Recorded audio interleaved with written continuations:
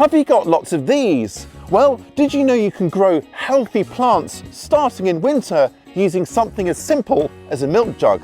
In this video, I'll show you how smart gardeners transform milk jugs into mini greenhouses that help their seedlings thrive even when temperatures are chilly. Winter sowing is exactly as it sounds, sowing seeds in winter rather than waiting for spring. Now, it's a great way to get ahead with cool season vegetables like cabbage, salads and many herbs, which will germinate in their own time as things warm up. Winter sowing hinges on creating a kind of somewhat protected environment for the seedlings growing inside. They're protected from chilly winds and pests like birds and slugs.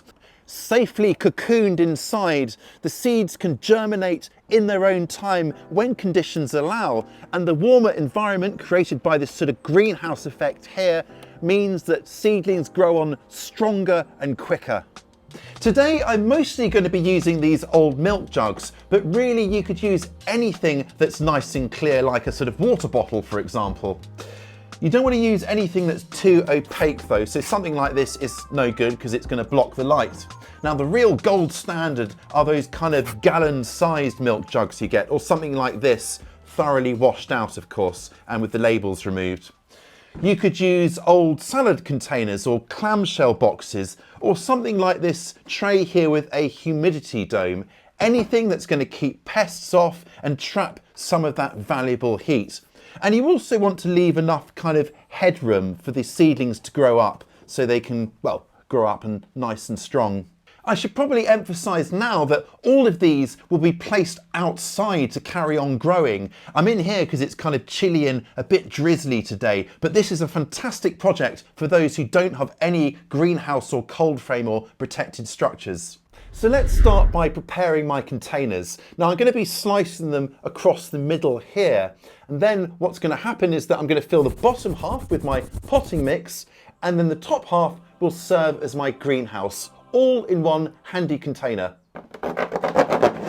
This is what I really love about this method, is it's using containers that would otherwise get thrown away. So it's really, really low cost.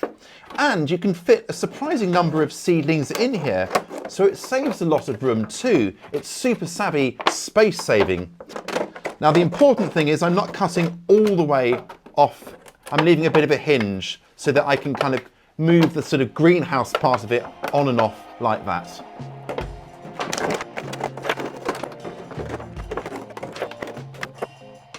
So the next job is to make some holes in the bottom, because if we don't, water will collect in here, fill up and then drown our seedlings and rot away the seeds.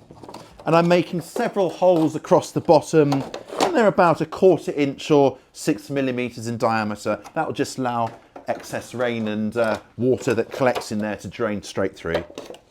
Winter sowing is a great method for two very distinct sets of plants. The first are flowers and other plants that actually need a period of cold to spark them into growth and sprout. Now, the technical term for this is called cold stratification.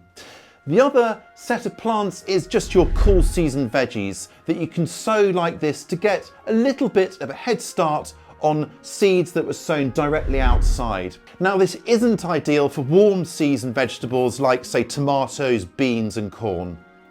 Many flowers can be winter sown, from hardy annuals to perennials that will last for many years. Now, I will be concentrating on hardy annuals that will be great in the vegetable garden to attract beneficial bugs. Flowers like love in a mist, poppies, calendula and sweet peas. These will all help to attract those beneficial bugs, as well as giving a few cut flowers from time to time. There is a long list of hardy flowers that are perfect for winter sowing, so here are some of my favourites. Oh, and do let me know what your favourites are in the comments below. If you're unsure whether something is suitable for winter sowing, well, look for clues in the variety's description, including terms such as self-sowing, direct sow, cold hardy, can withstand frost, pre-chill or chill before sowing. All of these terms indicate that the seedlings are hardy and perfect for sowing early like this. Just about any hardy, cool season vegetable is also suitable for winter sowing. Now today I'm going to be starting off a salad leaf mix, some summer broccoli and some leeks. And here are some other ideas for winter sown vegetables. Okay, so let's get on and sow, and I'm going to prepare my potting mix first by just running it through this screen or sieve to remove any lumpy bits. This way I don't need to sort of fork out on rather pricey seed starting mix. Any kind of all-purpose mix will do the job. If your potting mix is a little bit dry, then just pre-wet it a little bit just to help things along. Okay, and now to fill the pots and just lightly pat it down as I go, and then we'll finish off with a flat surface like that. So just tamp it down slightly. Perfect. And now to sow the seeds, starting with our salad leaf mix. So I'm just going to take a scant pinch of seeds like this and gently broadcast the seeds over the top and then lightly cover them over. Now, because these are all going to look the same, this really is important. Include a label within the container with what you're growing and today's date as well. Let's finish sowing the others, and let me bring you in a bit to show you what flowers I'm going to be sowing. So I've got calendula here, which is great for attracting all sorts of beneficial bugs. Sweet peas for more bugs, but also for those gorgeous cut flowers. And then I've got these really pretty poppies. Now these actually produce the poppy seeds that you can use in baking. And on that same line, I've got Nigella or Love in a Mist seeds. Now these are from the grocery store, but I'm going to sow these to produce more beautiful flowering plants to then collect more seeds from to use in my Asian recipes. Lovely stuff.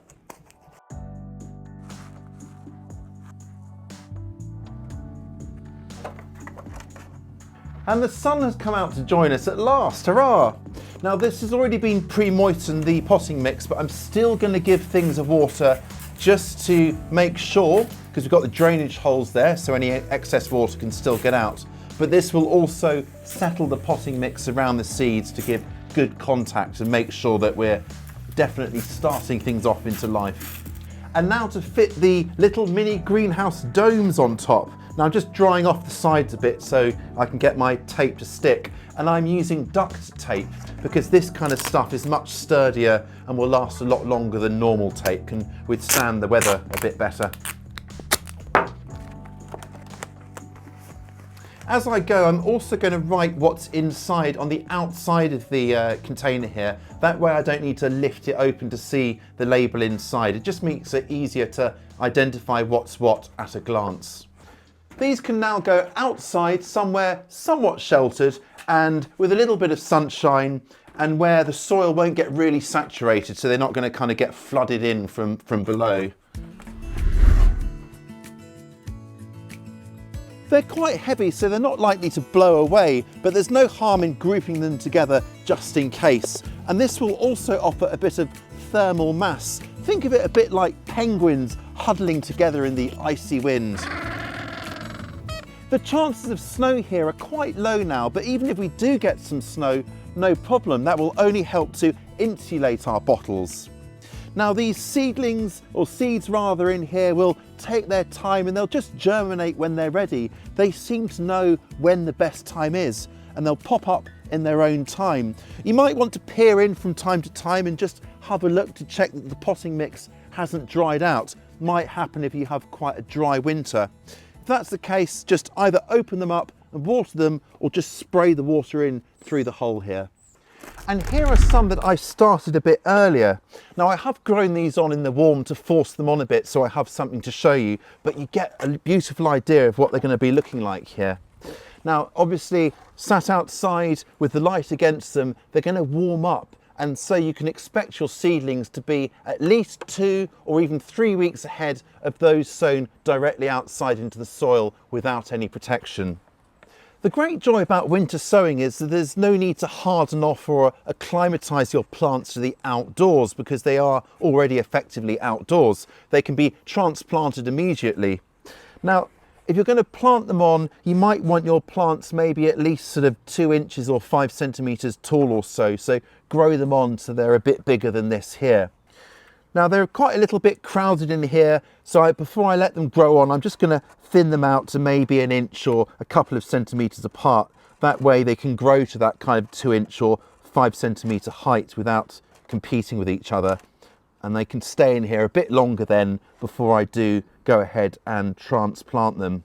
Now it's still very much winter here, so I'm going to keep the lids on here and sealed up for the time being. But this is where that hinge comes in handy, where we didn't cut it off right all the way around, because it means I can seal it at night time when it's quite cold or during a cold snap, but then open it when there's a warm spell, a bit like opening and closing the windows and doors on a greenhouse. So you've got that same level of control there.